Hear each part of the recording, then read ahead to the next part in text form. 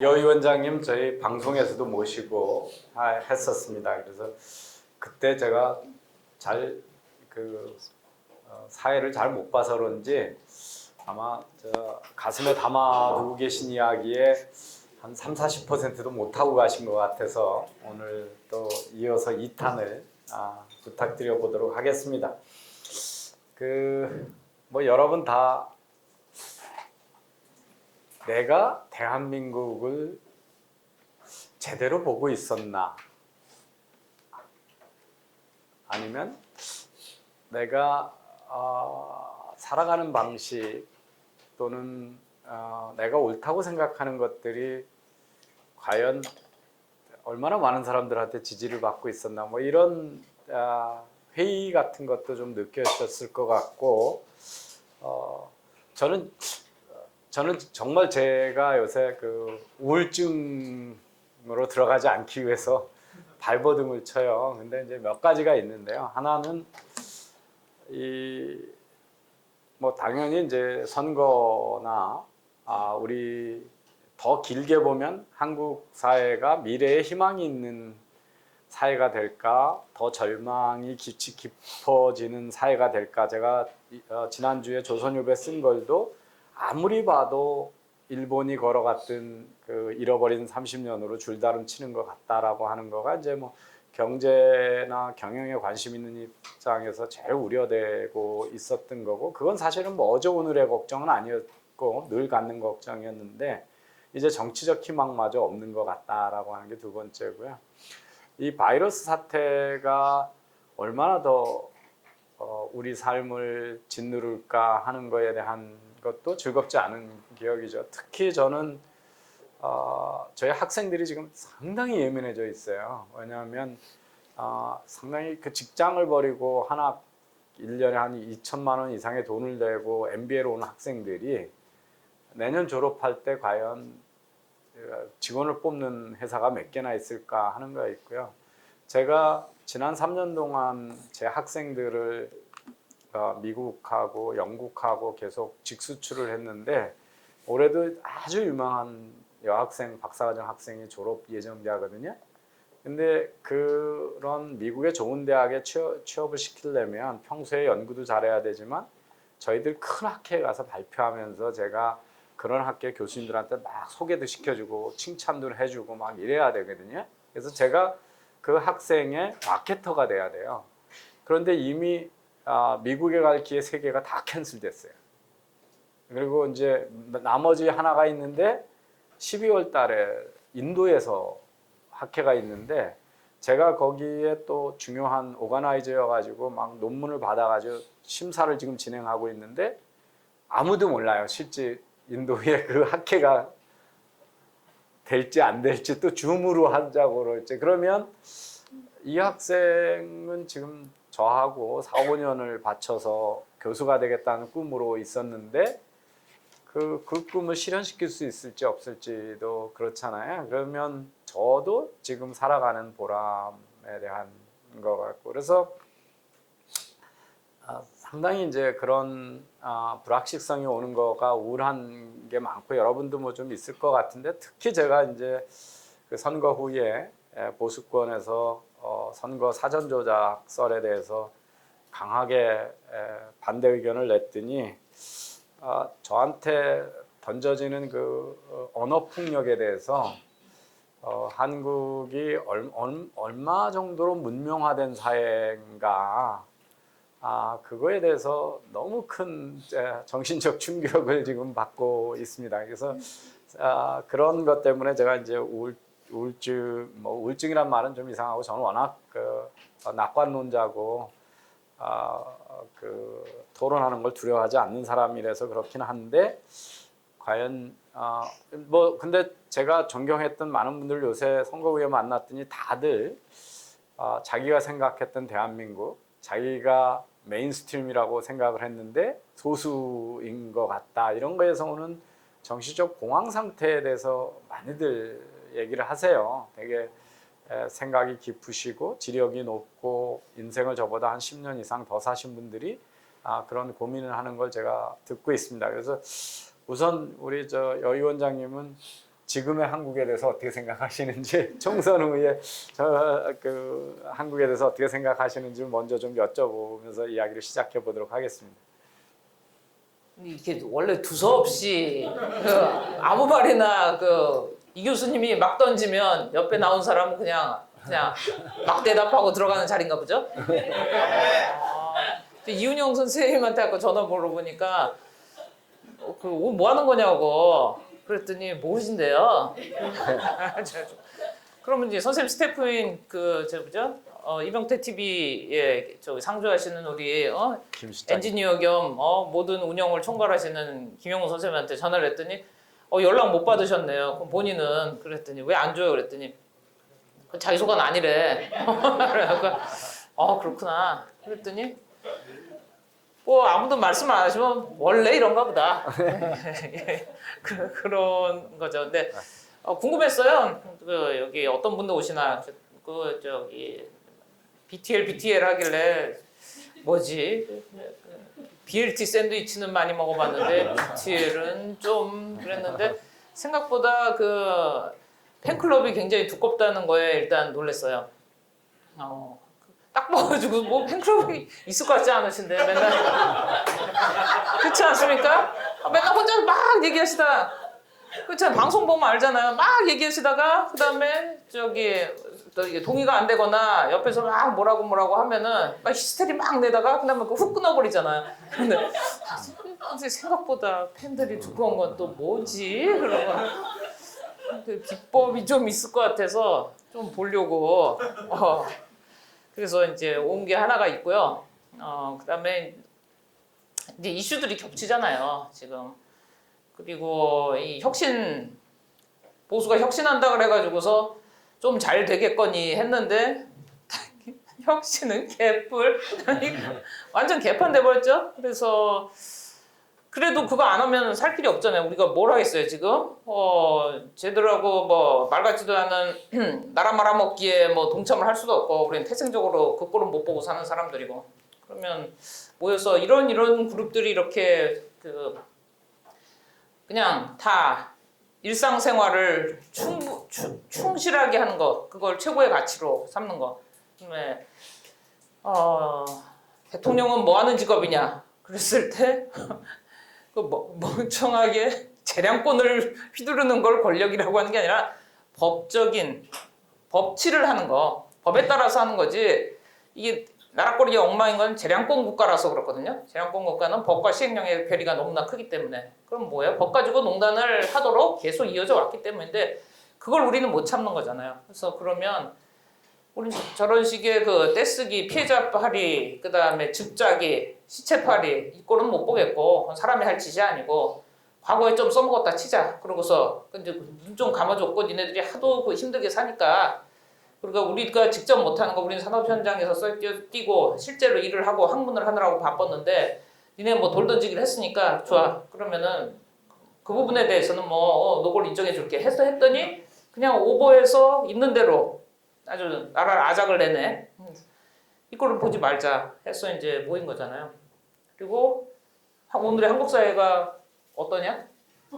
뭘 물어요 여기 다 속 뒤집어져서 왔는데 뭘 어떻게 하겠냐 하면은 근데 일당 100이 아니라 뭐 일당 한 10만씩 하는 방식으로 이제 방화범이 되셔야죠. 다 불을 지릅시다 여러분. 한국 사회는 지금 불을 질러야 될 심각한 그런 시점이죠. 예, 그러니까 사실은 제가 사전에 스토리라인을 안 드린 게 이제 찰진 얘기, 욕 막 섞인 얘기를 들고 왔잖아요. 그래서 미리 아주 스타일리시하게 준비하실까봐 겁이 나서 일부러 안 드렸어요. 그래서 근데 이제 불을 질러야 되는데 비 오는 날 야외에서 불 지르면 불이 안 붙잖아요. 지금 일부는 지금 뭐냐면 코로나 바이러스로 그렇고 선거에서 참패하고 있고 우리 사회가 상당히 작용화했고 그래서 불이 안 붙는다고 지금들 절망하고 있거든요. 아니 지갑이 비는데 불이 안 붙겠어요. 지갑이 비는데 그리고 저기 뭐죠 쇼 하려고 또 뭐 하면서 막 나눠준다고 그리고 그걸로 말하자면은 관이 나서서 금품 선거를 한 거잖아요. 그러면 이제 뭐 또 못 받게 하려고 그거 누르면은 뭐 기부하는 거죠. 그 기부는 또 어디로 가는지 그것도 봐야 되는 거지만 그 돈 찾아서 우리가 정말 이게 뭐 소상공인 살리기면 거기에 적절하게 쓰이게 하든지 그 다음에 진짜 그거를 이게 하나의 운동으로 해서 우린 찾아서 제대로 쓰는 거를 한다든지 그래서 그런 모임들을 한 분 한 분이 하나의 거점이 돼서 할 수 있는 그런 것들을 뭐 지금 단기적으로는 그것부터 시작해서 할 수 있는 게 많고 특히 모든 농단은 법과 예산을 통해서 이루어지잖아요. 그럼 매일 법률 개변조가 문제인 거죠. 그럼 뭐가 문제냐? 제가 볼 때는 국회의원이 국회가 입법하는 기관이냐? 입법이라는 일을 하기 위해서 밤새서 그걸 하는 게 아니라 입법이라는 일을 하는 게 아니라 입법질만 하는 거예요.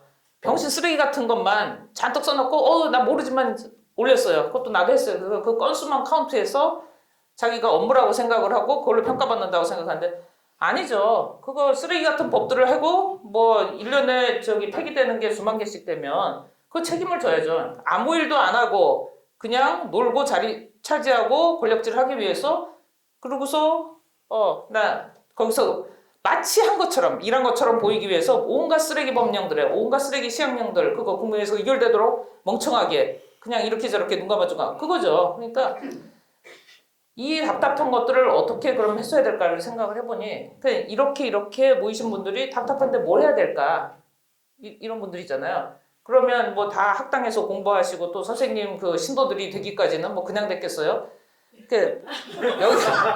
여기다가 버린 시간이 아까우니까 그냥 오시는 거예요. 야, 좀 따라가면 뭐 있겠지. 그리고 그래도 공부 좀 하셨으니까 하신 말씀이 있으니까 책임지고서 또 끝까지 우리랑 같이 하시겠지 그거잖아요. 그러면 딱 그 지점들을 어떤 자료 내나. 그러니까 우리 하나하나가 다 기관이 되어서 뭐 시민단체를 쟤네처럼 뭐 즙 짜서 뭐 돈 빨아먹고 국고 태워먹고 지들끼리 또 카르텔 만들어서 그 권력 세습하려고 그게 아니라 우리는 우리 자녀들에게 미래 세대에게 그다음에 나도 쪽팔려서 못 살겠단 말이야. 대한민국이 이렇지 않았는데 정말 쪽팔려서 못 살겠어. 그냥 좀 자부심 갖고 살던 거 그걸 다시 유지하고 싶고 그래서 하나하나의 기관이 되셔서 그런 자료 요청들을 하고 그걸 모여서 그리고 그걸 이제 공론화하는 일 그거를 하셔야 되는 것 같아요. 딱 베일을 가려놓고 모든 언론들을 갖다가 군부독재 때보다 우리 다 그때 학교 다녔잖아요. 그때보다 훨씬 심하잖아요. 다 입 다물게 만들고 그래서 아무 말도 못하고 결국 이렇게 유튜버들이 대한 언론으로 나와서 얘기를 하는데 국민들이 답답하니까 찾아서 공부를 하신단 말이에요. 그래서 굉장히 이렇게 바닥까지 한번 훑어가지고 지금은 그냥 올라갈 길밖에 없는 것 같거든요.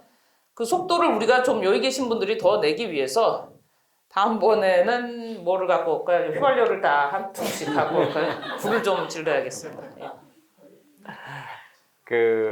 여러분 불 지르는 좋은 방법 아세요? 무슨 걸 하면 불이 번질 것 같으신가요? 제가 최근에 한 몇십 명 만난 분 중에 이렇게 긍정적으로 에너지를 가지고 지금 불을 지를 수 있다고 생각하시는 분은 우리 여희 원장님밖에 없으신가요? 다들 지금 방법을 아는 것처럼 물어봐 놓고 그렇지? 그럼 심각하게 물어보고 딴 얘기를 하시는 거야. 아니 제가 생각할 시간을 드리고 있다가 이제 얘기를 하려고 그럽니다. 쌤이 신도가 많은 이유가 이게 무지하게 썰렁해. 그 대안이 없어. 그래서 돌봄이 필요해. 그러니까 하루 이틀 돌보다 보니까 정이 들었어. 그거네. 대안이 있다고 생각했다가 지금 이제 완전히 위축이 돼가지고 지금 그러고 있습니다. 지금 야단을 맞아야 되는 건 틀림없는데 금방 이렇게 불을 지를 때 소통하는 것 때문에 우리가 여 위원장님을 되게 존귀하게 생각하시잖아요, 그죠? 언제부터 그렇게 찰진 언어에 익숙하셨어요? 그 존재 자체가 좀 찰랑찰랑하지 않습니까? 뭘 찰진 언어라고 그래. 그러니까 언제부터 욕을 그렇게 잘했냐 거잖아. 그러니까 이렇게 직정화법을 쓰세요. 애를 놓으셨으니까 자기 혼자 소리 지르다가 사고 그다가 저기 승질내고 나가니까 또 승질내는 걸 좋아한다고 격려한다고서 또 박수 쳐주니까 뭐 신도들이 보이긴 하네. 나도 한번 써봐야겠다. 근데 보세요. 지금 화가 엄청 나 있잖아요. 젊은 세대들이. 그거 다 거짓말만 하잖아. 그리고 그래도 재밌는 것은 얼마 전에 그 누구예요? 조민이 조국이 딸 걔 거 가지고서 그 스펙 포마시 하면서 당국대 장모 교수 있잖아요. 계속 가서 뽕을 깠잖아. 근데 그 아들은 애비한테 얼마나 찐빠를 먹어가면서 그 자리까지 왔겠어요. 그리고서 뭐 주변에서 온갖 너도 걸린다, 너도 그렇게 한 거잖아. 뭐 이렇게 했을 거야 아니에요. 근데 소신 있게 검찰 진술서에도 나 저기 집에 못 봤다. 나 쟤 못 봤다. 그날 없었다. 그리고 그 조국 아저씨가 나한테 뜬금없이 전화했다. 높은 분이 나한테 왜 전화를 하시냐. 이상했다. 또 가긴 갔었는데 뭐 한 거 없다. 다 얘기했잖아요. 되게 그거는 대단히 칭찬해 줄 만한 일이고 그러니까 세대가 그 세대는 틀려요. 그러니까 애비가 주는 뭐 달콤한 뭐 이런 것보다 어차피 판은 진리대로 움직일 거고 우리는 여기 조그만 이 거지발사이 같이 지지고 볶는 여기에 무슨 정권 밑에서 그러고서 밥 빌어 먹는 그런 존재가 아니라 글로벌 시티즌이다. 우린 세계를 상대로 싸운다. 나 쪽팔리기 싫다. 그 선언이라고 봐요. 그러니까 그런 애들은 좀 격려를 해줘야지 되고 그러니까 그 나이 또래는 지금 다 그 정도가 되는 거야. 그런데 거기다가 썩은 개 페미질들을 하고 있단 말이죠. 그리고 그거를 정권 연장이나 말도 안 되는 그 돈 뿌리게 수단으로 표파리의 수단으로 쓰고 있어요. 참을 수가 없죠. 게다가 여기 계신 분들은 다 군대 갔다 왔잖아요. 걔들이 군무새니 무슨 고기방패니 이딴 소리 하는데 죽여버리고 싶잖아. 니네 한 게 뭐 있어 미친년들아. 그 얘기가 딱 나오잖아요. 그럼에도 불구하고 니네 군대 가라. 그런 말 안 하잖아. 야 그런 일은 우리가 할게. 그냥 니네 입 닥치고 고맙다는 말이나 해. 그 말 안 해도 되니까 그냥 입이나 닥치고 있어. 그것도 안 해도 되니까 그냥 거짓말만 하지 마. 이거잖아요. 근데 이걸 갖다가 계속 부추기면서 없는 혐오를 그걸 뭐 딱 지령인들 딱 집어넣고 거기는 뭐 32조 예산을 갖다가 버벅버벅 쓰고 미친 것들이지 이게. 근데 이게 언제 그러냐. 이 정권 들어서면서부터 강렬해졌고 그다음에 최근에 뭐예요. 이거 정신돼 가지고서 얘기하다가 그게 이제 워딩도 틀리고 사실관계도 틀리니까 그다음에 위안부 뭐 문제 어쩌고 저쩌고 했는데 그거 같은 거잖아요. 정대협이나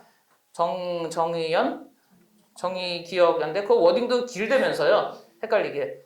정의기억연대가 무슨 얘네들은 좋은 말 너무 많이 써. 정의가 저스티스가 아니라 여기서는 지금 연대는 뭐야? 지들끼리 팀 짜가지고서 기억을 왜곡하는 거. 그 정의는 그냥 디파이닝 한다는 것만. 그러니까 지들 맘대로 그냥 이렇게 하는 거라고. 저는 정의기억연대를 그렇게 정의합니다. 근데 이 꼴을 보면서 그러니까 점점 더 실망이나 이거 안 바뀌겠다 하는 게 깊어지는 거죠. 그러니까 청소년들에게 오늘도 아까 정비재 TV 나와서 얘기를 하고 온 거지만 청소년들에게 이 뒤틀린 성평등이 아니에요. 여기서는 그냥 학생들을 있는 대로 청소년기 초중고등학교 학생들에게 왜곡된 가치관을 심어주고 그리고 자기네 특정 지금 좌파 기득권 주사파죠 세력의 이데올로기를 그거를 계속해서 유지하고 그들의 먹이사슬을 뚱뚱하게 하는데 그냥 도구로 쓰는 것뿐인 거죠. 그런데 애들은 본능이 망가지고 있는 거죠. 본능이 억압당하고 있는 거잖아요. 그러니까 인권을 팔아서 멀쩡한 미래 세대의 인권을 아주 악랄하게 억압하는 거. 있을 수가 없는 일이 일어나고 있거든요. 근데 그걸 대부분 몰라요. 모르게 진행을 하고 각 단계마다 돈 뿌리는 게 기가 막히게 구조적으로 잘 짜여져 있어요. 그리고 다 재량으로 했다 그래. 그래서 위에서 시행될 때는 다 재량권을 행사해요. 근데 그거를 추적해서 책임을 물으려고 그러면 내가 한 게 아니고 여기서 했고 그리고 다 재량으로 여기에 명시되어 있고 뭐 이런 식인 거야. 그러니까 모법이 개판으로 돼 있으면 그럼 시행령으로 한다 뭐 이렇게 되는데 모법하고 시행령이 개판이고 모법은 그냥 적정한 선까지밖에 없는 거거든요. 그러면 그걸 수정해가면서 해야 되는데 전반적으로 국회의원이 일을 안 하는 거죠. 이걸 들여다보고 해야 되는데 그래서 제 생각에는 이런 거 좀 바뀌려면은 국회를 뭐 이렇게 특히 회기별로 그렇게 해가지고서 뭔가를 국회가 열린다 뭐 이럴 게 아니라 얘네는 매일매일 의원들은 매일매일 나와서 그것만 하다 가야 되고요. 그다음에 내가 뭐 어느 부처의 장관이 이게 저기 미친 짓거리를 한다. 어느 부처의 뭐 국장이나 이 뭐 실장이나 얘네들이 대를 이어가면서 이상한 짓거리를 한다. 유착 의심이 깊다. 그럼 국회의원이 되면 걔 하나만 잡고 죽을 때까지 4년간 패는 거예요.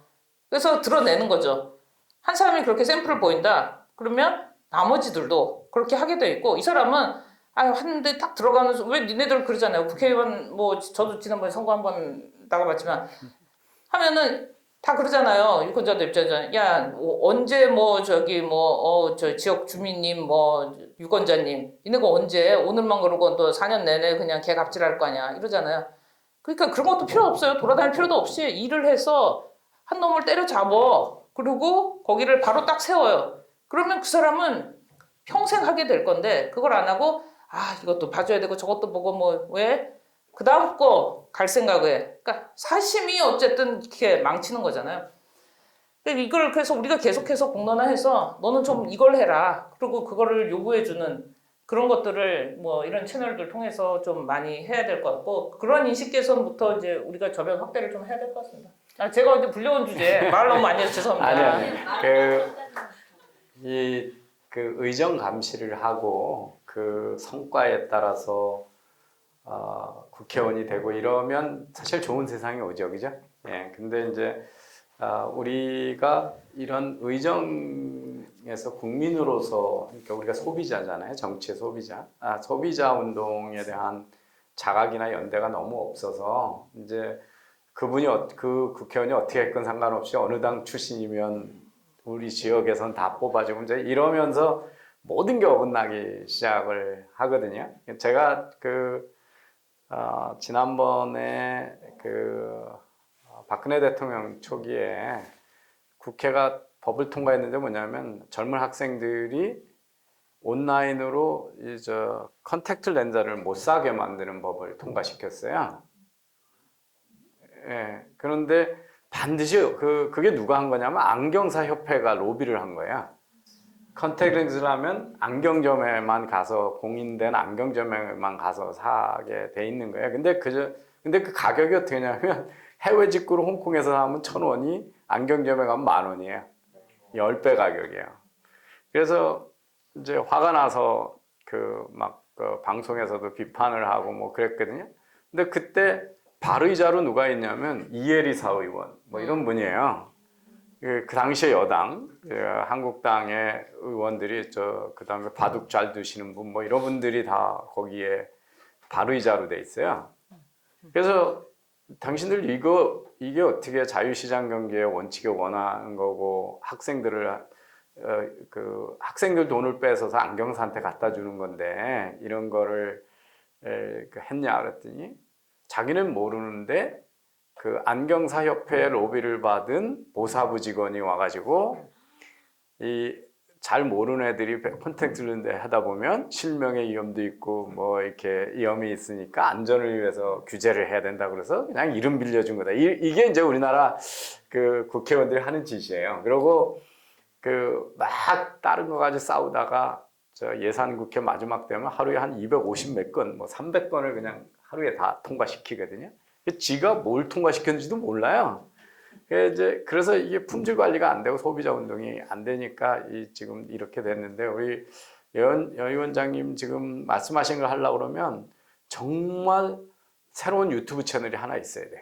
그래서 어떤 법안을 누가 발의했고 어떻게 투표했고 가지고 아주 조근조근 씹어가면서 퍼뜨려대는 진짜 의정 감시단이 있어야 되거든요. 근데 이제 그런 것들은 정말 저희가 한번 새로운 운동으로 뭐 조직화해보고 그러면 변화를 만들어갈 수 있겠죠. 근데 그거는 소비자 운동도 다 그래요. 미국에서도 우버 같은 거 택시나 리무진 서비스 회사나 택시 드라이버들이 막으려고 온갖 애를 쓰거든요. 애를 쓰는데 그러면 이제 그게 여론인 줄 알고 주의원이 이런 거를 발의를 하잖아요. 규제 법안을 발의하면 온 국민이 걷다가 이메일 보내고 트위터 보내가지고 너 그거 통과시키면 다음번에 무조건 다 자를 거야. 이래가지고 다 국민들이 막는 거거든요. 정부가 막아준 것도 아니고 정당이 막는 것도. 근데 우리는 지금 그 일반 그 어떤 시장이나 서비스 시장뿐만 아니라 정치에서도 소비자 운동이 너무 없어가지고 소비자 무서운지 모르는 거지. 아직 정대협 이 사건도 미국에는 그걸 제가 오늘 페이스북에 썼는데 BBB라고 있어요. 저 베러 비즈니스 뷰로라고. 그게 그냥 민간단체. 민간단체도 우리나라 소비자보호원 같은 건데 아무데나 들어가면 이 자동차 수리점인데 여기 수리하고 나서 잘못됐다고 컴플레인 몇 건 있었는지 사기를 몇 번 쳤는지 그리고 비영리 단체 자선된 차로 해놓고 100원을 벌었는데 실제 자선하겠다는 거에 몇 퍼센트를 썼고 내부 직원들이 쓴 돈이 몇 퍼센트지 이게 내부 소진율이 이게 다 나오거든요.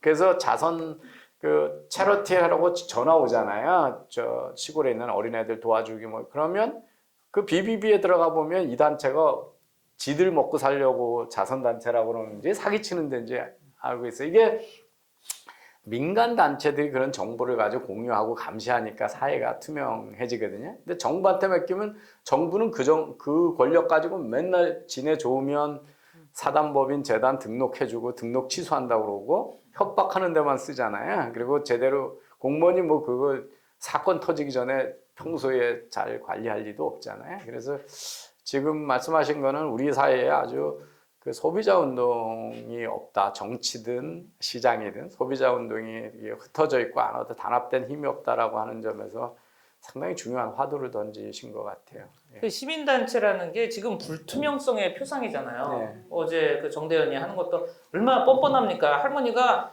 돈 어디다 썼어? 우리는 피해자 파리에만 이용됐고 30년 정말 내 인생 이거 너무 억울해요. 그랬더니 할머니가 뭐 기억이 가물가물하셔서 뭐 정상이 이제 조금 있으면 치매라고 뭐라고 하겠지. 그럼 왜? 얘도 동상이 있으니까 여기다가 뭐 참배해 뭐 이지랄 하겠죠. 그러니까 그거를 들여다보면서 진짜 진짜 속이 뒤집어지는데 그 1시간이 한 30분 정도 되는 거기서 뭐 해명하는 기자회견이라고 한 걸 보니까 야 여러분 그거 보셨어요? 안 걸릴 것 같죠? 야, 어쩜 저렇게 뻔뻔할까? 그러니까 여기가 이제 그 사람들이 이제 긍휼지심 때문에 우리가 또 그 아픈 역사가 있으니까 얘네들이 반일을 총선의 그 프레임으로 삼았다고 미리 이렇게 얘기까지 하고 하다가 이제 뽀록까지 났었는데도 이렇게 그냥 계속 오는 게 그 주위에 펀더멘탈이 저기잖아요. 그때 상처 입었던 그 분들, 맨 그 프런트 라인에는 그 위안부 할머니들이 계시니까 거기에서는 우리가 다 입을 다물게 된단 말이에요. 얘들이 하는 일들이 못마땅해서. 근데 그걸 철저하게 이용을 한 거예요. 근데 당사자인 할머니가 그 돈 어디다 썼느냐 좀 압시다. 그랬는데 할머니 싹 숨겨놓고 여기 나와서 그 기자들이든 누구든 그걸 문의하는 사람들한테 당신들이 뭔데 그러면서 공부 좀 했냐. 야 공부는 공부 많이 했거든. 진짜 그냥 둘 수가 없는데 진짜. 근데 아무튼 그런 뻔뻔함 그것들이 이제 온 국민이 그냥 훅 하고서 들어오잖아요. 그래서 이게 잘 됐다. 저것도 그냥 두지 말고 매일매일 전화해서 야 돈 어디다 썼냐. 그리고 뭐라 해야 되고 그게 자기네가 무슨 외부 감사를 받을 의미가 없다는데 있어요. 그게 다 있어요. 있는데 우리 지금 미래대한행동 그쪽에서도 지금 검토해서 논의를 하고 있는 중인데 법적으로 근거가 다 있거든요. 그리고 3억 이상 다 지원을 받으면 하게 돼 있는데 훨씬 많이 받죠. 정부 보조 여가보호 산하에서 위안부 관련된 뭐 그런 그 사업으로 49억인가 47억인가 그렇게 주게 돼 있어요. 47억. 그런데 여기서 1년에 4억 5천인가 5억인가 뭐 그렇게 가져가거든요. 5억 4,500인가? 이따 컨펌 좀 해볼게요. 그런데 그렇게 가져가면 그건 이미 그냥 그 엄청난 양의 돈을 가지고 가는 거고 그 다음에 또 여가부에서 별도로 할머니들에게 또 생활비 지원을 해요. 그걸 왜 어디다 썼냐는 거죠. 그러면 당연히 물을 수밖에 없는 건데 여기서 무슨 가짜 뉴스라느니 무슨 이게 의혹을 횡령 의혹을 그걸 제기했다고 뭐 가만히 두지 않겠다는 이 협박부터 하고 이거 어디서 배워 처먹은 짓거리냐는 거죠. 그러니까 얘네들이 거대 권력이 된 지 너무 오래됐고 그 핵심에 페미 들어가면은 다 쓰레기인 거 아시죠, 여러분? 페미 묻으면 다 망하는 거 알죠? 엠번방 이슈도 결국은 이게 엠번방 이슈의 핵심이 그거잖아요.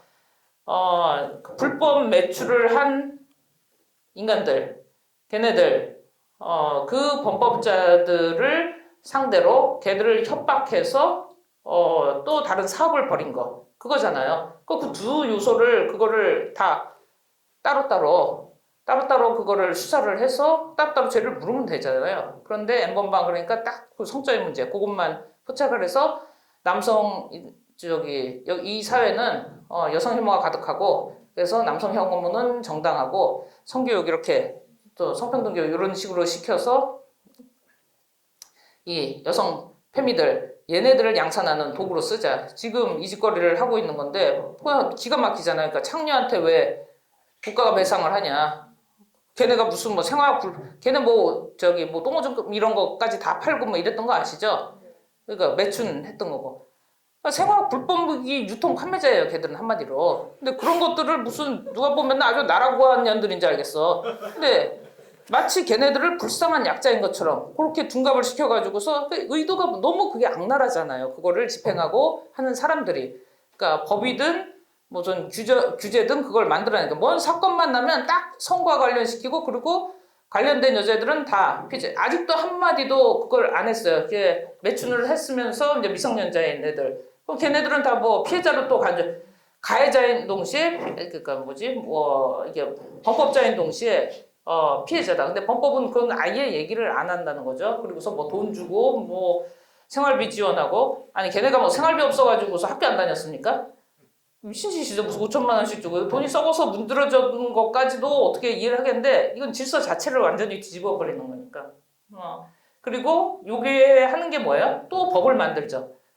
그리고 결국 이거 재발 방지를 위해서 여가부가 한다는 게 불법 촬영 그런 영상물 그걸 홍보만 해도 불법으로 간주해서 처벌하겠다. 미친 것들이지. 그냥 우리가 갖고 있을 수도 있고 다운받아서 누군가가 모르고서 이제 준 거를 우리가 모르고서 누를 수도 있는 건데 그런데 그게 문제가 아니잖아요. 그러니까 원인은 뭐예요? 불법 매출을 한 거잖아요. 공급자를 잡아주면 되는데 이거를 사이트를 고발하는 거 그리고 사이트가 그 사이트를 갖고 있다는 거 또는 그 사이트에 그런 것들이 올라와 있다는 거 그럼 사이트 주인을 처벌하겠다.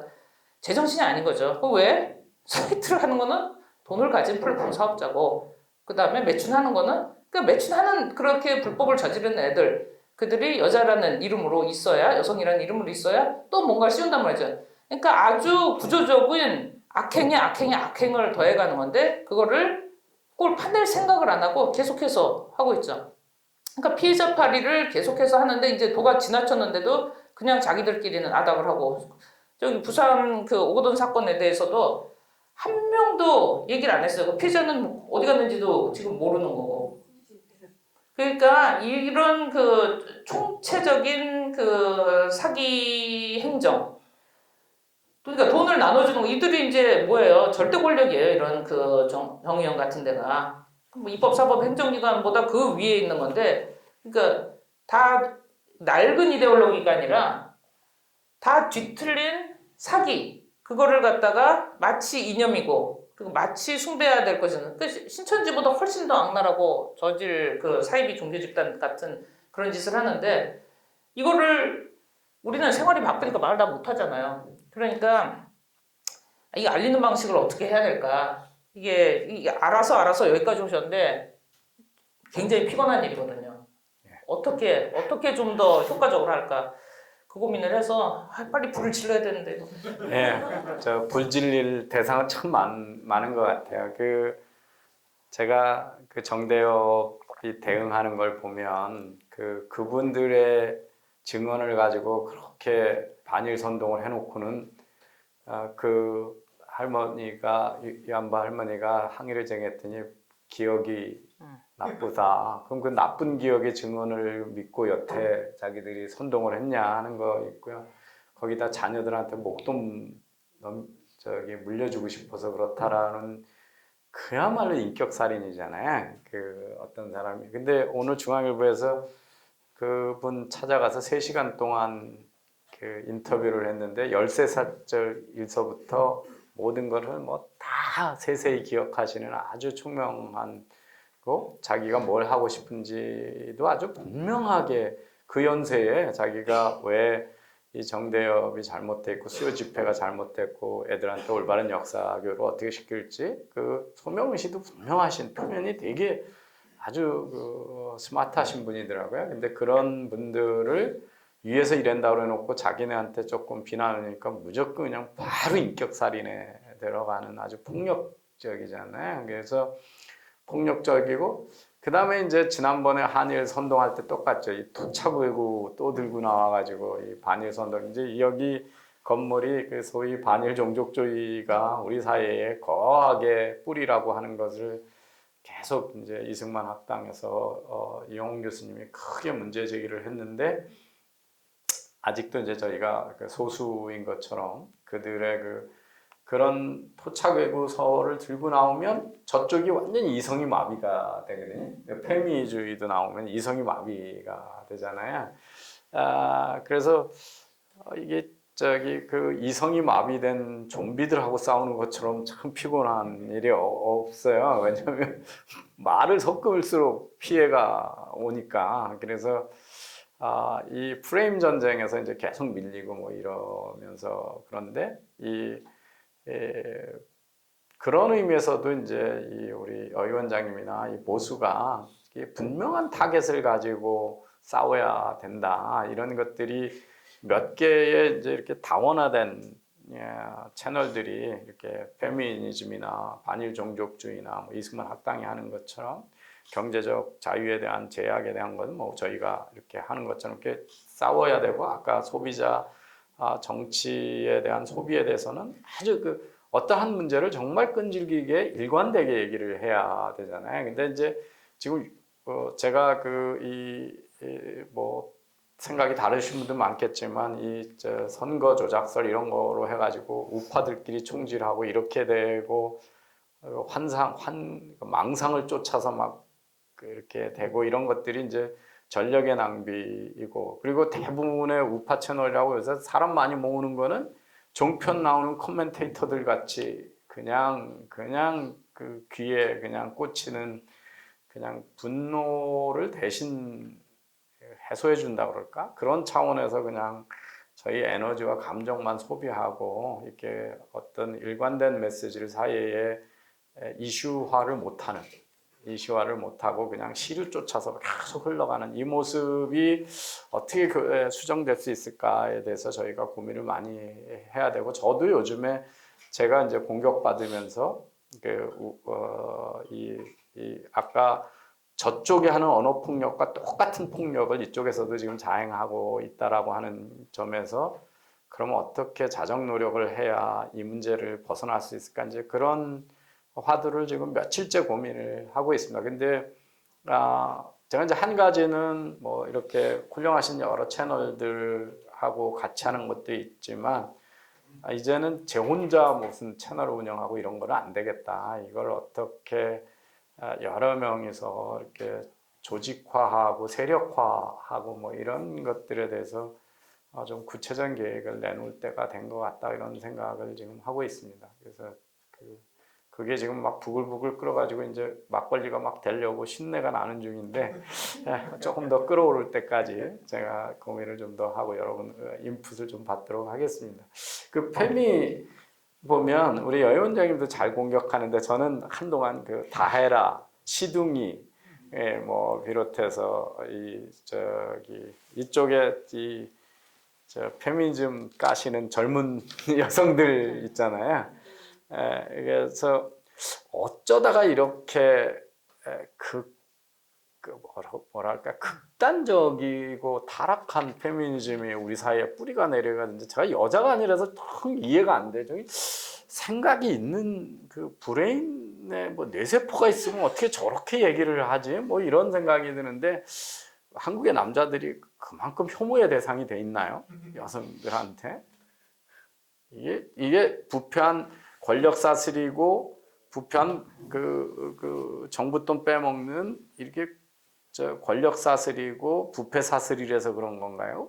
뭐 시장이 있어서 그런 거예요? 왜 그렇게 그 돈 때문이죠. 돈 이게. 때문인가요? 그렇죠. 여러분 그러니까 어떻게 계속 생각해요? 유지가 되는 게 이게 교육 초등학교 저기 뭐죠? 교육까지 들어가는 거고 그게 특히 문정부 들어서서 그쪽 저기 여성 파워라는 이름으로 홀 좋은 이름으로 각 여성 단체 그때 이제 뭐 묻지마 지원이 되는 거죠. 그러니까 셀 수 없이 많은 여성 단체들인데 뭐 좋아 그러면 성평등 교육한다, 양성평등 교육한다. 그게 양성평등이 그때 말한 아까 오세훈 선생님이 거기서도 얘기하셨겠지만 이게 그 성교육 실태를 보면 옛날에 그 우리가 뭐 남자 여자로 태어나고 그 다음에 그야말로 그 건강하고 아름다운 성이란 뭔가 뭐 이런 것들을 기억하고 뭐 저기 뭐죠 피임 잘하고 뭐 이러는 법들 그다음에 뭐 서로가 서로의 그 저기 뭐죠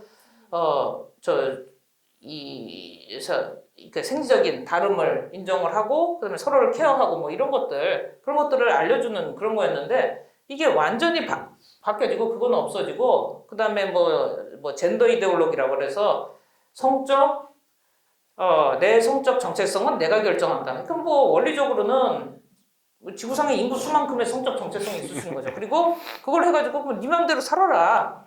난 남자지만 여자라고 느껴요. 그러니까 날 여자로 대해주세요. 그렇게 되었거든. 나는 그럼 뭐야 여기다가 몇 개 나라에서는 자기 그 비행기에서 이제 그 입국할 때 패스포드에다가 그쵸. 입국할 때 이거 적는 게 남자, 여자, 우리는 이것만 적지만 남자, 여자, 기타 이렇게 있거든요. 뭐 기타에 뭐 여러 가지가 있죠. 근데 남자지만 여자로 오늘 느껴져. 내일은 뭐 또 다른 걸로. 그러니까 고양이 남편하고 살다가 죽어서 고양이가 죽어서 뭐 개 남편으로 바꿔서 같이 산다. 뭐 그런 거예요. 그러니까 여기는 이제 뭐 들여다 보니까 그러니까 뭐 남자 역할, 여자 역할 이게 아니라 거기 자기의 저기 뭐죠? 그 섹슈얼 선호도. 그러니까 뭐죠? 그 성행위의 선호도. 말하자면 제일 우리가 좀 이렇게 막힘이 있는 게 동성애잖아요. 뭐 그런 것들을 그냥 소수자라고 하고 소수자를 탄압하지 마라 하기 위한 가장 좋은 장치라는 거죠. 그래서 다 소수자라는 이름으로 붙이는데 그거를 막으면 내가 오늘 여자로 나 이거 뭐 스모 선수지만 여자로 느낀다. 그래서 여자 탈의실 가서 옷 갈고 거기서 샤워해야 된다. 근데 그걸 막았다. 그럼 그 막은 사람을 처벌해야 되는 거야. 근데 그런 일들이 뭐 지금 그게 이제 좀 일반화가 된 나라에서는 일어나고 있는데 그거 하자는 거고 그렇게 해가지고서는 그들의 욕구, 성적 욕구를 만족시키는 그게 중요한 게 아니라 권력자들 그들이 여기에 반대하는 사람들을 처단하는 구수단으로 쓰기에 딱 좋은 거고 그다음에 뭐 엠번방 사건과 관련해 가지고서 지금 얘들이 봉잡았다고 생각하는 게 각종 그 저질스러운 법들을 만들어낸단 말이죠. 그래서 결국은 우리가 이렇게 말하는 것도 어떤 뭐 영상물에 관한 금지법 뭐 그래가지고서 다 귀에 걸면 귀걸이고 기분이 나빠. 선생님은 생긴 거나 말하시는 것 자체가 일단 그 여성 혐오적임이 막 눈빛에서 발사가 돼. 그다음 우린 이미 심정적으로 다쳤어. 우린 피해자야. 이러면 끝인 거예요. 그러니까 아주 그냥 논하는 거야 되는 거예요. 이렇게 사회적 사건을 자기네들이 책임져야 되고 나서서 해결해야 되는 사건인데 그걸 가지고서 오히려 또 하나의 먹이사슬들을 만들어낸다는 거죠. 그래서 참 끝도 없이 이러는데 이거를 뭐 국회의원들이 뭐 넉넉히 있다. 특히 뭐 이번 선거에 지금 참패 원인은 저는 그 보수가 참패한 거는 메시지를 하나도 안 냈다는 거죠. 그 많은 엉망진창인이 폭망해 놓은 이런 저기 문정권의 그런 폭정의 데이터들이 그렇게 많은데도 그거 대항해서 하나도 메시지를 안 냈다. 그러니까 우파는 왜 싸우냐? 원래 싸우는 거지 뭐. 싸워야 싸우는 건데 핵심은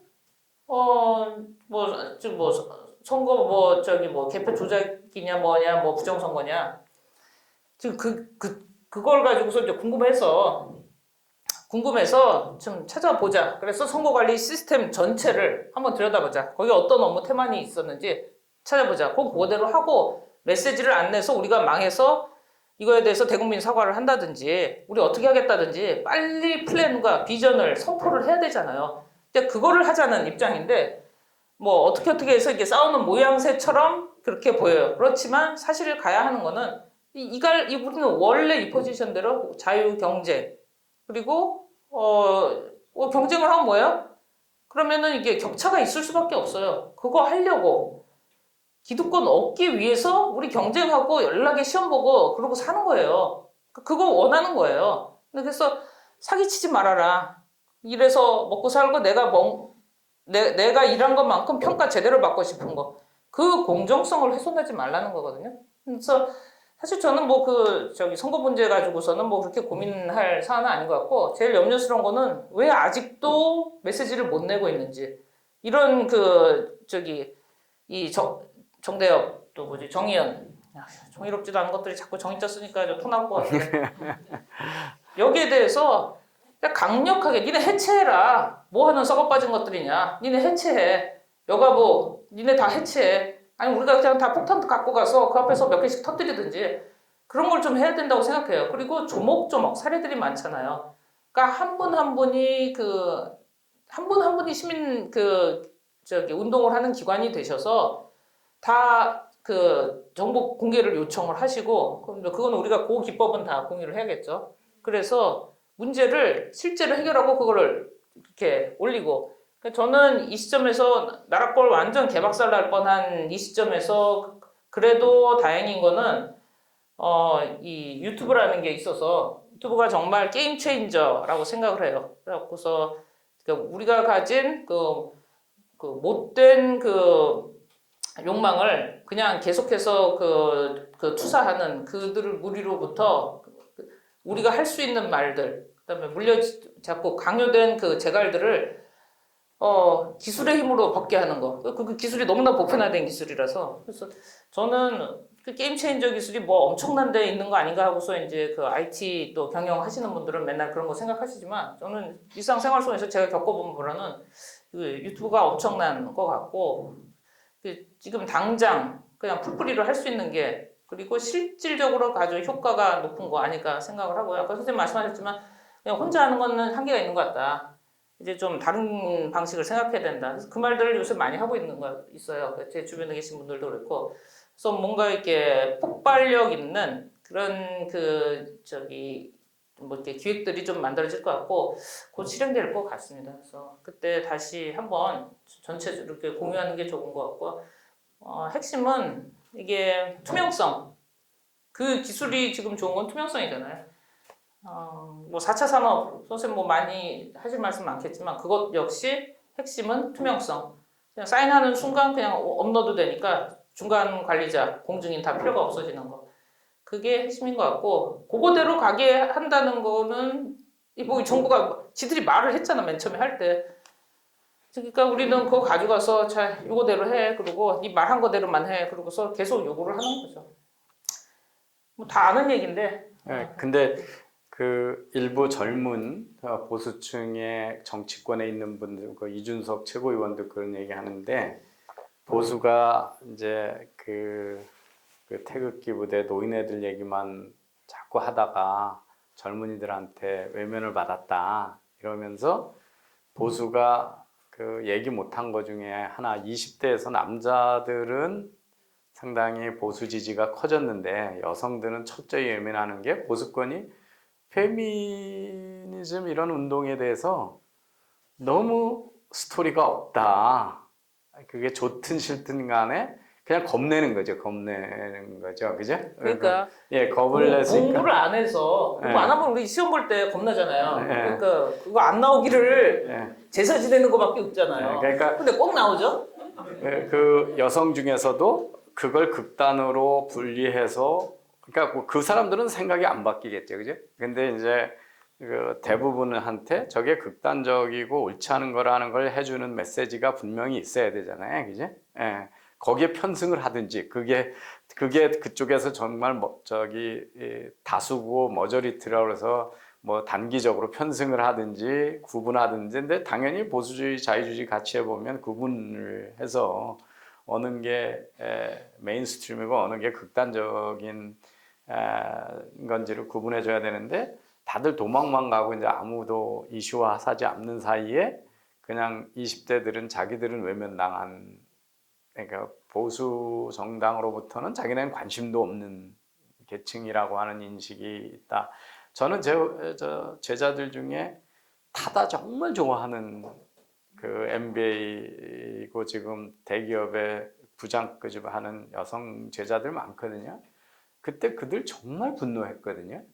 그 택시 기사들의 그 젊은 여성에 대한 서비스 정신에 결여된 게 너무 많잖아요. 그 정치적인 얘기하고 지역 감정 얘기하고 무슨 전도하려고 들고 그리고 냄새 많이 나게 청소도 잘 안 하고 그러면서, 그런데 그들이 좋아하는 것들에 대해서 저 보수당이 뭐 타다금지법 통과시키고 이러니까요. 근데 그래서 그 페미니즘에 대해서 저도 정말 모르는 분야인데 이렇게 왜 이렇게 겁을 내고 얘기를 안 하고 철저하게 침묵을 하고 있나. 그래서 지금 여 위원장님이나 뭐 여성 유튜버 몇 명이 지금 얘기를 하고 있고 정치권에서는 완전히 터부화돼 있거든요. 예, 그러면서 이게 그 젊은 층으로부터 점점 멀어지고 이렇게 되고 있는 것 같아요. 그거는 사실은 그 얘기를 가만히 들여다보면 결국 여성의 인권에 관한 문제고 가족의 가치를 어떻게 두느냐 하느냐의 문제고 개인의 인격을 어떻게 보느냐의 문제고 다 사람 사는 이야기고 중요한 이야기인데 저들의 그냥 정치적인 그 방패막이로 그냥 그 무기로 그냥 넘겨준 그런 형태로 지금 남아 있는 것 같습니다. 지금 여 위원장님이 이제 우리가 할 일에 대해서 벌써 이게 한 단계 넘어서 결론을 내려주셨는데 선거 이슈는 선거 이슈고 자극은 뭐 내셔널 아젠다가 돼서는 안 되는 거라고 저는 생각을 해요. 근데 이제 보수가 정말 혁신한다고 그러고 혁신 못했으니까 혁신을 시켜서 제기를 해야 된다 이제 이런 그 당위론적인 말씀을 하셨거든요. 그다음에 이제 우리가 불을 부어야 된다 얘기를 하는데 소수정당 하다가 실패하신 분들 또 혁신하겠다고 들어갔다 실패하신 분들이 요즘 많이 저한테 연락을 하시는데 저도 그냥 방관자로 있다가 요즘은 그럼 그거 어떻게 혁신할 거냐?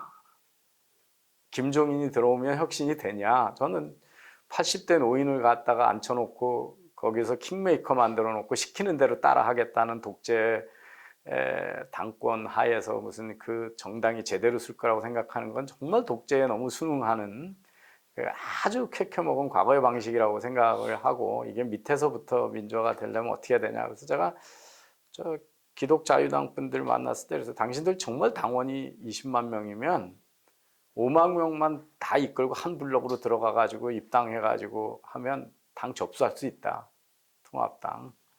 그러니까 지금 저는 그 방법론을 그냥 제가 지난번에도 그 광화문하고 여의도가 아무런 전략적 연대감 없이 따로따로 놀면서 절대선을 서로 주장하고 불가원, 불가근 뭐 이러는 그러니까 컨트롤 타워도 없고 연대감도 없고 그러니까 공유하는 것도 이게 그냥 4년 지내온 거거든요. 예, 그래서 지금 상태도 그냥 통합당 욕해봐야 맨날 또 똑같을 것 같으니까 저는 요즘 그냥 제가 그냥 아주 심플하게 생각하면 여기 있는 분들이 다 들어가서 밑에서 혁명을 좀 해주는 방법이 왜 없지 않냐 뭐 이런 생각을 좀 아주 단순한 생각을 지금 하고 있습니다. 어떠신지? 행동으로 보여줄 네. 수 있는 것들은 굉장히 많죠 이제. 네. 네, 저기 뭐 우리가 들어가서 계속해서 아니 온라인으로 다 있잖아요. 이 잘못된 법이라든지 지금 관련해서 이 먹이사슬에 어디가 또 이렇게 그냥 미친 듯이 질주를 하는구나. 그리고 그거를 보호하기 위해서 또 그 집권당에서 말 같지도 않은 성명서를 냈다. 그걸 낱낱이 그거를 공론화하는 일을 그것들을 해주셔야죠. 그리고 거기에 순응하는 것 자체가 얼마나 치욕스럽고 쪽팔리는 건지 당 다 떠나서 지금 20대, 10대, 20대, 30대 남성들 특히 페미시에는 이게 굉장히 그 분노를 하잖아요. 그걸 공감을 하고 당연 문제가 아니라 그야말로 인권의 문제거든요. 그러니까 인권을 빙자해서 인권을 말살하는 것, 유린하는 정도가 아니라 아주 말살하는 것, 그 짓거리를 하는 것에 대해서 그러니까 이게 굉장히 이 뭐예요 정대협 자꾸 정대협이라는데 정의연 이 사건은 그 돈 어디다 썼어? 라는 그 질문에 대해서 답변하지 않고 오히려 개갑질을 하고 있는 이 사건은 이 정권 전체의 국민 기망 태도를 그냥 적나라하게 보여준다고 생각해서 좀 오히려 잘 됐다고 생각해요. 그래갖고 그다음에 아주 성역이었거든요. 그럼 우리나라에 성역이 되게 많은데 그 중에서 대표 성역이에요. 30년 묵은 정말 깨기 어려운 거였는데 굉장히 잘 깨졌다고 생각하고 그리고 진짜 피해자분들 걔네들이 피해자를 지금 몇 차에 걸쳐서 죽이고 있는 거거든요. 그러면서 우리더러 하지 말라고 하는 이런 짓거리인데 이거를 여기서 주저앉지 못하도록 계속 불을 지피는 일을 해야 되고요. 그다음에 또 잘됐던 일은 저거 맨날 혈압이 올랐지만 우리가 좌파라는 게 약간 뭐 멋지고 쿨하고 그냥 뭐 의례 지식인이면 뭐 갖게 되는 태도 이런 것으로 이렇게 포장을 해왔잖아요. 근데 뭐 그 새빨간 거짓말이라는 걸 알게 됐잖아요. 저렇게 안 살기 위해서 우리가 무슨 노력을 했었는데 그냥 밥상머리에서 애들한테 교육할 수 있는 그냥 너무나 그냥 당연하고 그러니까 당연한 얘기들이 이제 사소한 얘기가 아니라 이제 중요한 그거가 된 것이고 그걸 다시 한번 인식을 시켜준 거니까 그냥 이제 좀 그 점에서 이제 세대 간의 대화의 창구도 채널이 열린 거거든요.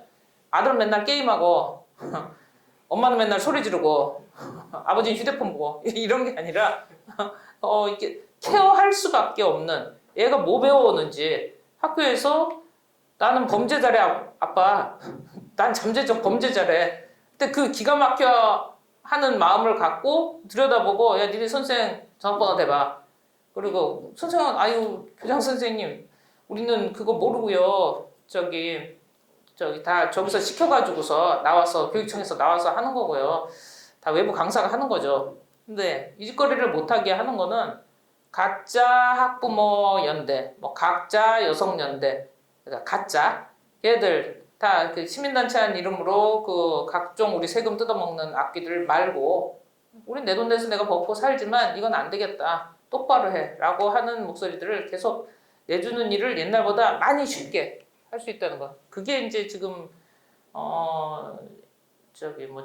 유일한 무기지만 그래도 저는 굉장히 강한 무기라고 생각을 해요. 일본에서 이제 그런 글들이 많더라고요. 페미니즘이 많이 부상해서 잘못 흘러가면서 일본의 청년들을 초식 동물로 만들어서 나라의 에너지를 그러니까 아주 에너지 레벨이 낮은 나라를 만들어 놓고 남성들을 거의 남성성을 거세한 거죠. 예, 도피처로 다 숨어들게 만들고 뭐 이제 이런 이야기들을 좀 잘 전달할 필요가 있는 것 같고요. 또 하나는 아까 이제 이번에 이 사건이 이제 제2의 조국 사건인데 우리 연세대 유석춘 교수님서부터 여기 이승만 학당의 반일 종족주의하고 이쪽에 부패 사슬하고 이제 다 엮여 있는 거고 그간 이슈화 해온 분들이 지금 여기 계신 뭐 뒤에 특히 이 회계 부정에 대해서 열심히 지금 하고 계신 분들이 여기도 계시는데 이제 시작은 제일 국민들에게 어필하기 좋은 거는 위선과 부정 이슈죠, 그죠?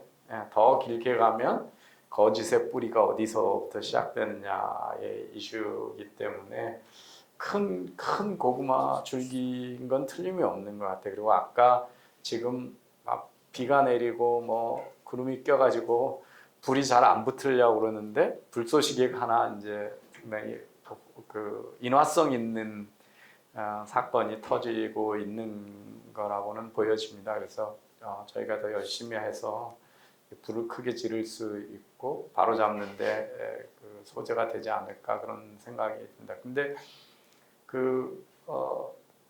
이걸 남자 대 여자 대결 구조로 가면 안 되잖아요, 그죠? 페미니즘의 이슈를 그걸 멋있게 엄마들이 나서 에, 하는 게 좋죠. 엄마가 전사가 되면 이제 아무도 못 말리는 거지. 그렇죠. 엄마 나서서 그래서 제가 아이디어가 잘 없구나. 엄마가 아니라서 여기 엄마들 많이 계신데 그 좀 아이디어를 내주시면 참 좋을 것 같습니다. 또 여러분 페미니즘 이 지금 종족 반일 종족주의 위안부 또 정치 현실 그 다음에 이제 메시지하고 메신저가 잘 결합이 돼야 메시지가 잘 전달이 되잖아요. 이게 이제 우리가 지금 보수 쪽에서 제일 문제가 메시지는 옳다라고 하는 게 우리가 많은 확신이 있어요. 근데 사람들한테 저 사람이 저거 얘기하면 맞는 얘기고 옳은 얘기다 하는 이제 메신저들을 이렇게 키워내지 못했는데 제가 요새 다니면서 좌절하는 게 뭐냐면 다시 살려보자고 나서는 분들이 역시 또 70대, 80대야. 그리고 그 자기들이 무대를 만들고 30대, 40대 여성들한테 마이크를 주겠다는 생각이 없으세요. 보수 쪽에 뭐를 나라를 구하겠다는 분들은 왜 전부 그런지 모르겠어요. 이제 그 메신저를 너무 오랫동안 독과점을 하시려고 그래요. 그래서 손님도 없는데 독과점은 해서 뭐해? 팔려야지. 근데 그 감투가 뭐라고 생각하시는 것 같아요. 찌질하지 그러니까. 이 조직도 없고 조직도 없어요. 뭐 돈도 없는데 무슨 단체 만들어 가지고 뭐 공동위원회 뭐 국민운동본부 만들어 가지고 위원장 하신다고 그러고 제가 얼마 전에도 한 두세 군데 불려갔는데 다시는 저 부르지 말라고 그랬어요. 왜냐하면 가는 데마다 제가 제일 젊어요. 제가 60이 넘었는데 그래서 그리고 뭐 자기 40대부터 뭐 했다 그러는데 40년 해서 실패했으면 30년 해서 실패했으면 다른 사람한테 좀 시킬 때도 됐는데 그 포기를 안 하시더라고요. 그래서 이 메신저들을 여기 계신 분들, 특히 젊은 분들이 이렇게 메신저로 좀 그 죽순처럼 좀 솟아나서 이렇게 뉴페이스가 우리 세대 이야기를 내가 얘기한다는 마치 뭐 70, 80대신 분이 20대, 30대 이슈를 공감도 못하는 언어로 공감하지도 못하는 얘기를 자기가 대신해 준다고 막 그렇게 착각하고 막 이런 게 이제 보수 쪽의 그 메신저가 너무 빈약한 거 이거 이렇게 스타 스피커가 몇 분 안 계신 거 이게 참 안타까워요. 그거 어떻게 길러야 되는 건가요? 근데 우리가 착각하고 있는 게 우리는 이성적 동물이다. 이성이 이긴다. 근데 이성은 원래 그냥 일단 감정으로 표를 찍어요. 감정을 찍고 이성으로 코팅을 하는 거예요. 이런 얘기 항상 있잖아요. 그렇죠. 결론이 먼저 나고 증거를 찾죠. 그러니까 이성이 원래 더럽게 간교하거든요. 감성은 멍청하고. 그러니까 어떻게 해요? 제일 솔직한 건 뭐예요? 몸이지 몸, 육체. 근데 뭐 도장 그걸로 찍진 않잖아. 그럼 어떻게 해요? 그 감성 코팅을 입혀야 될 거 아니에요. 근데 마무리 후 질의응답이 있습니다. 이렇게 말씀 주셨습니다. 근데 지난번에 이거 선거 지겠다 하는 생각이 딱 든 게 플래카드가 이렇게 동네에 이제 걸려 있는데 끊임없이 지금 몇 달 동안 나는 정말 그 마지막 주에라도 뭔가 메시지가 나올 줄 알았는데 이제 보수 쪽에 안 나온 거예요. 그냥 문정권 심판 그것만 나온 거야. 얼마나 밋밋해요. 그런데 저쪽은 어떻게 나왔냐? 이제 코로나 잘 이겨내고 계십니까? 야, 민주당 입지방 그 말이 나올 수밖에 없을 거 아니에요.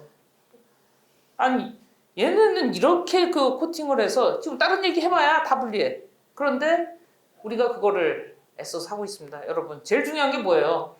지금 죽느냐 사느냐 아닙니까? 그런데 그거를 물어줬고 그다음에 여러분 잘 하고 계십니까? 우리가 잘 최대한 노력을 하고 있습니다. 그걸 한 거예요. 그러니까 저 새끼 우파 쟤들 멍청하고 쟤 뭐고 뭐 이거 그거 얘기할 때가 아니다라는 그거를 코팅을 해줄 수 있을 만큼 그런 공감하는 능력 그걸 표출해야죠. 있으면 뭐예요? 마음이 있으면 뭐하냐고요. 뱃속에 있으면 뭐하냐고요. 끄집어내야 되는데 그런 전략 부재 그런 게 되게 안타까운 거였고 나 떠나서 그럼 딱딱한 이성적 메시지라도 무지하게 전투적으로 계속 나왔으면 좋았겠죠. 네. 그런 것들이 아깝죠.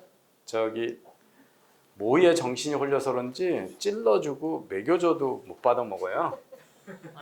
제가 다른 얘기 하지 말고 국회의원들이 대구 가서 집단으로 가서 봉사활동, 방역 봉사활동 해라. 선거운동 하지 말고.